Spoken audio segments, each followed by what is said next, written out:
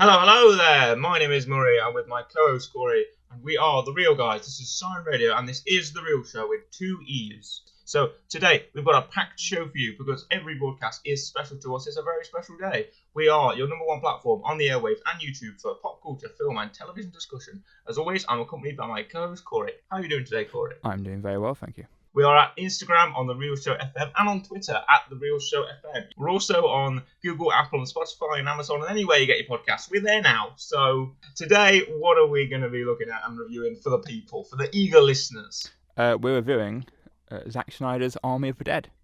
I guess the question is, was it worth the wait? Was it worth all of that? Well, we have your answer, but let's not get to it. Let's not get to it just yet, shall we? I mean, where would you like to start? Is there anything you'd like to... Well, let's go through the characters first, shall we? Yeah, okay. That makes sense. Just one man stands out. But it's decent. Yeah, one man does stand out. Do you want to talk about that man first? Well, actually, that man only stands out if he's moving. If he's standing still, you can't see him. No, you can't see him because he's so he's moving so still, he's imperceptible to the human eye. Exactly. You can only see him when he's moving, and that man is the animal, Dave Bautista. Oh, Dave Bautista. The good old the animal, Dave Bautista, Bautista Bomb. He is, he's in this film, and he's like the shining light. He's the one guy I was like, yeah, I want to watch him, because he's trying to be a bit of a serious actor man nowadays. He is. I mean, obviously, Guardians of the Galaxy is when most people would have seen him. Spectre as well. Yeah, Spectre, exactly. He actually turned down an offer to appear in the Suicide Squad, James Gunn's new Suicide Squad film, to appear in this. So he must have seen something that was worth it. Yes, Bautista carries this film. Bautista's back hurts from carrying this film so much. He's to go to the hospital. He's to go to a local medical facility. He should, yeah. To say that Bautista turned down the Suicide Squad, this film is pretty much like the Suicide Squad. It is. That's one of the things I remember when this first came out was everyone essentially just going that Zack Snyder's made his own Suicide Squad. Yeah, exactly. Zack Snyder comes off the back of the Snyder Cut, Justice League Snyder Cut, right? Yeah. Which you haven't seen, but I have. I haven't. I've not even seen the normal Justice League. Oh, fair enough. Not the 2017 Justice League. No, I heard it was bad, so I ignored it. Fair enough. This film tries to do a lot of things. It does. The first thing it does is it has the military there's like a military convoy and there's outbreak and the big zombie escapes, the king zombie escapes. He's been transported by the military. He gets to Las Vegas and causes havoc on the streets. There's panic on the streets of Las Vegas. And then Dave Bautista, we find him working in a burger joint. He's down on his luck. But this guy comes to him, this media tech mogul, this tech billionaire, arrives and said, I've got a job for you, Dave Bautista. You could put together this team and go back into the zombie-infested Las Vegas and get me all this money in my casino. I mean, it's a ragtag of people. Yeah, ragtag team. That's what you need, a ragtag team where they're all disposable. By the way, as well, that one guy who doesn't go into Vegas, smart move. Yeah, true. Yeah, that one guy. Yeah, you know what? I think that one guy made it out the best. Yeah. Out of everybody, that one guy who just quits about 20 minutes into the film. Again, the goes, you know what? I'm not going to do this, and walks off. The guy, like the YouTuber, Another kind of comparison to Suicide Squad. At least he doesn't end up like bloody Slipknot and just dies. Yeah, no, he doesn't end up like Slipknot, his head blown off, or his neck snapped, or whatever happened. I can't remember. Hoarded by zombies, or blown up, or however people, or eaten by a zombie tiger, anything like that. But the action in this film, the one thing I've got to praise the film for is it has that inventive, some very comic book style action. Yes. Where you get a trick shot and you kill 3 zombies with 1 bullet, and you do an awesome spin, and you're running over casino tables and gunning down zombies, and you're manning the giant Gatling gun and that kind of thing. Very, very comic booky action, very senseless, but still the effects and the amount of zombies and the body count is probably pretty high in terms of zombies. I would imagine it'd be pretty high, yeah. I mean, also, what was your thought? Because again, when this came out, I remember seeing this on Facebook all the time, and especially kind of after Justice League, Zack Snyder's Justice League came out. What was your thoughts on the runtime? Looks like 2 hours 30. Oh, it's too long. I heard a lot of complaints about the runtime. far too long. I think he tried to. I think he tried something that didn't work, which is sort of the antithesis of Zack Snyder, in my opinion. Yes. But I think he tried to make it, very long and very epic. But it's style of a substance, isn't it? Yeah, because I heard a lot of people going, "Oh, we were going to watch it, but it's 2.5 hours long, and everyone expects a zombie movie to be an hour and a half or an hour long or something." Yeah, exactly. Yeah, zombie movies aren't normally this long. But when I was like, okay, well, maybe he's done something and got like a massive deep story in there, and that's why it's 2.5 hours long. To be fair, no, after watching it, it doesn't need to be 2.5 hours long. No, it does not. You could have shaved off half an hour of this film, and at least, and made it 2 hours, or you could have shaved, I don't know, 40, 50 minutes off it and made it sort of an hour 45. Yeah. And then I would have been happy. Because there's points in this film that are never explained or don't even make any sense. It's like, oh, the zombie tiger, oh, that's cool. Is it like controlled by the king of the zombies? Is it like its own sort of entity? How does it interact with sort of more human zombies? We never find out. Nope. These alphas, how did they come to be? They're sort of really fast, powerful zombies. Oh, they're like super zombies. They've got like glowing blue eyes. Oh, that's really cool. How did they get that power? We never find out. The queen of the zombies. Oh, what's she like? Has she got some sort of supernatural ability? Oh, she's got like a zombie baby. Is this like the first natural zombie baby? How did that come to be? We never find out. It's loads of questions like that Zack Snyder likes to put in his film to create, I don't know, mystery or a form of mystique perhaps, and we never find out about it. I mean, apparently there's going to be like a sequel to this or something, I think. There's a prequel and a sequel animated series. Right, okay. So I guess maybe that would explain it, but I also hate when films do that, where they go, right, we're not going to explain it, but you can go watch a prequel and it will also fill in all the blanks. I hate that. What are you looking for? What are you looking forward to, Corey? Are you looking forward to the animated series and prequel film to Zack Snyder's Army of the Dead? Is that what people want, right? The thing is, right, if you're going to do a prequel, fine. Right, it can work. Star Wars did it, Lord of the Rings did it, but the standalone film that comes out first needs to be. You can't have it go, okay, we'll do a prequel to fill in all the blanks we missed in the original film. You can't do that. The original film needs to stand alone first. Yeah, exactly. You know, it feels like he's going to make a prequel to try and fix what he did in the first film and try and fill in gaps. And then I don't even want to think about the animated sequel thing. I'm just ignoring that.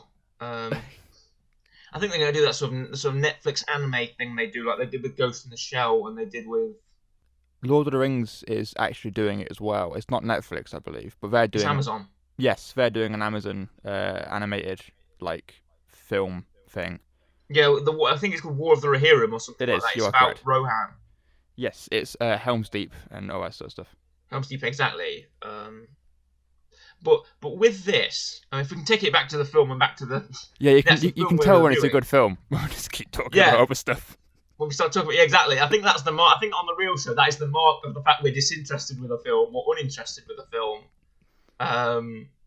The fact that we start talking about something else. Yes. Or we go on to another topic which we sound a lot more invested in than the actual film we're talking about.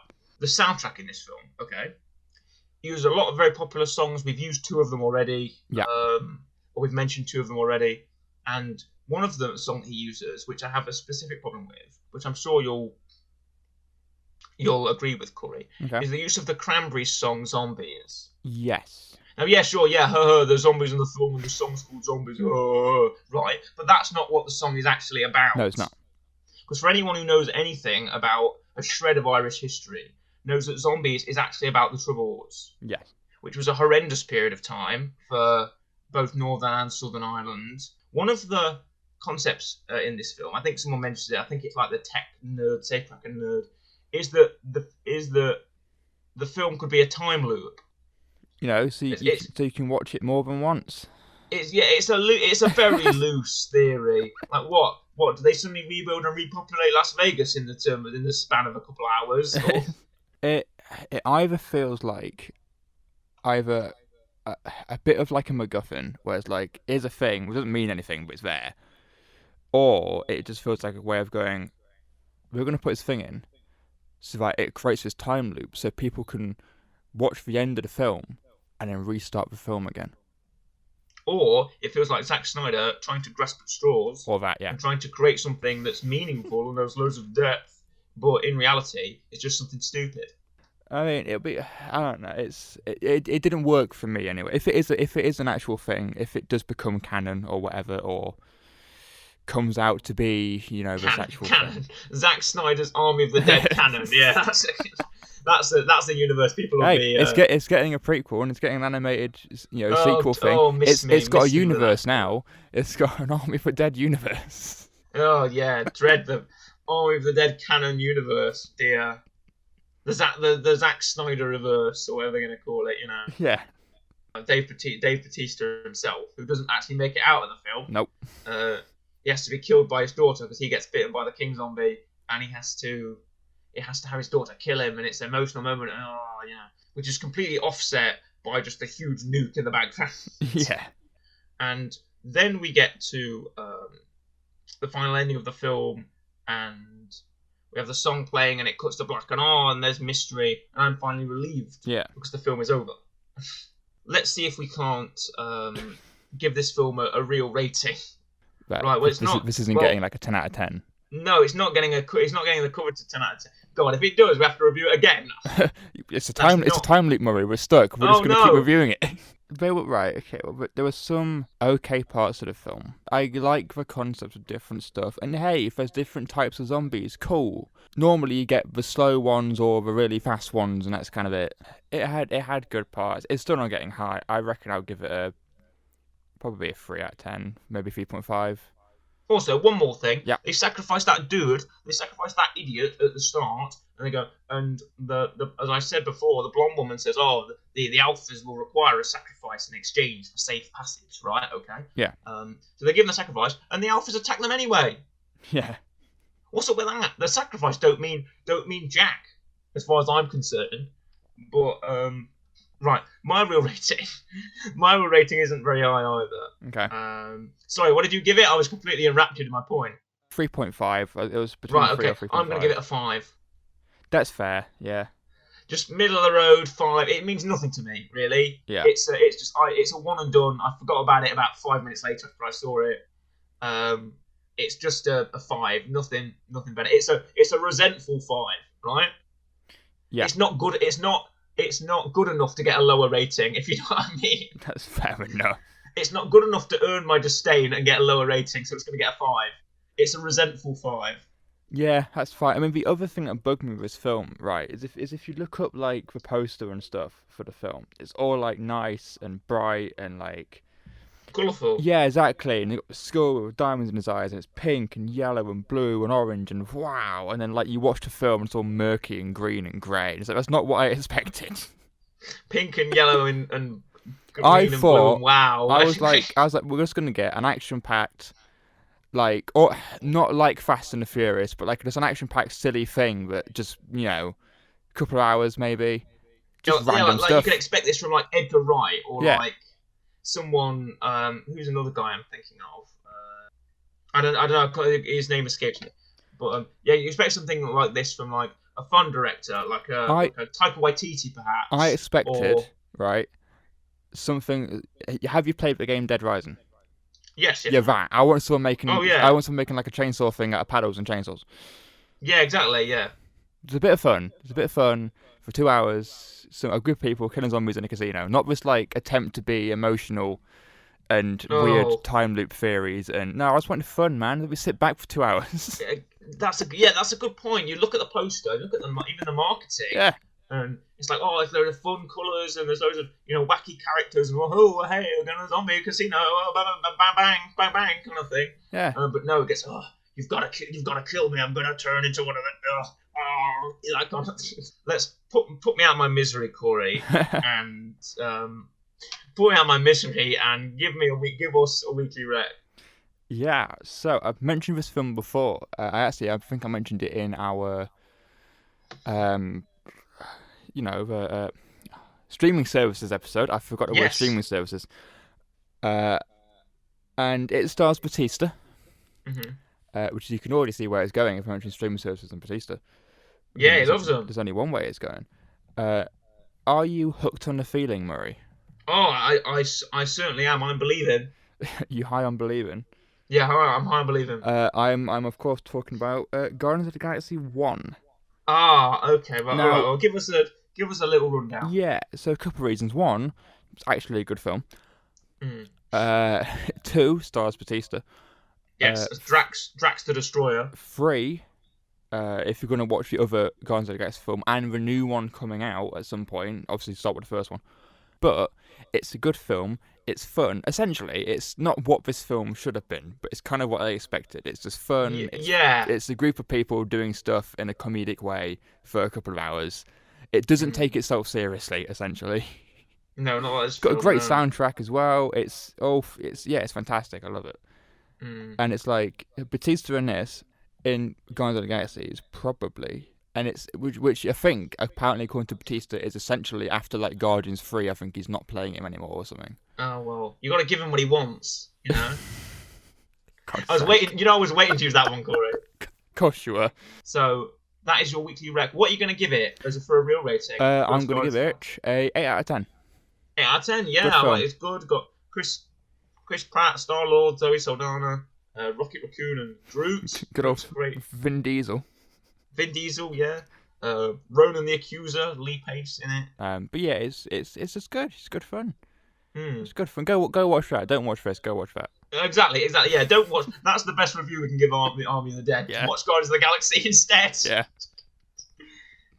You know, don't watch Army of the Dead. Watch Guardians of the Galaxy. I bet you'll have a more fun time. Dave Bautista's in it. It's like you'll get a much different experience, Yeah, exactly.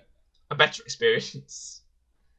So that is our review for Army of the Dead. So it's goodbye from me, goodbye, and a goodbye from Corey. Goodbye.